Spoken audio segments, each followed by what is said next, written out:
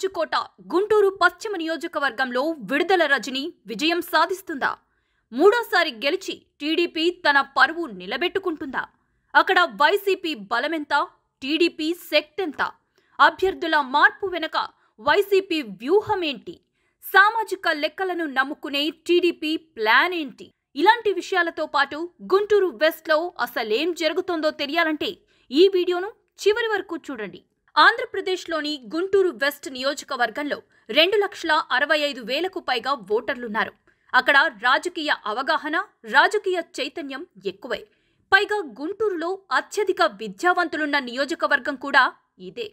2008 నియోజకవర్గాల పునర్విభజనలో ఏర్పడిన ఈ నియోజకవర్గం ప్రస్తుతం టీడీపీకి కంచుకోట లాంటిది.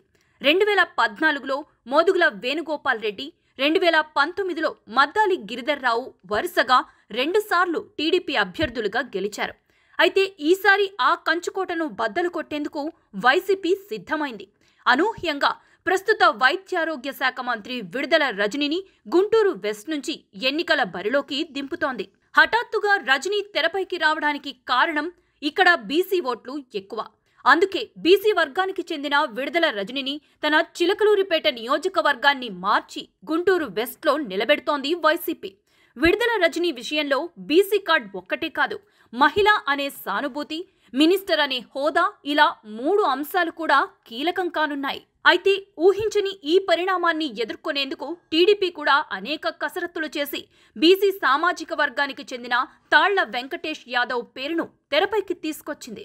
ఆర్థిక సంపన్నుడైన తాళ్ల వెంకటేష్ యాదవ్ కొంతకాలం విదేశాల్లో ఉండొచ్చాడు. గుంటూరులోనే స్థిరపడ్డాడు. ఈ నియోజకవర్గంతో ఆయనకు మంచి అనుబంధమే ఉంది. ఇక్కడి నుంచి గెలిచిన మాజీ ఎమ్మెల్యే, మాజీ మంత్రి కన్నా లక్ష్మీనారాయణకు అత్యంత సన్నిహితుడు, ప్రధాన అనుచరుడు కూడా. ఇక వెంకటేష్ బంధువర్గంలో 150కి పైగా కుటుంబాలు ఈ గుంటూరు పశ్చిమ నియోజకవర్గంలోనే ఉండటం ఆయనకు మరింత కలిసొచ్చే అంశం. వెంకటేష్ యాదవ్ బీసీ కావటం వలన బీసీ ఓట్లు, కన్నా లక్ష్మీనారాయణతో ఉన్న అనుబంధం కారణంగా కాపు ఓట్లు, టీడీపీకి సహజంగానే పడే కమ్మ ఓట్లు అన్నీ గంపగుత్తాగా వెంకటేష్ యాదవ్కు పడతాయని భావిస్తోంది టీడీపీ.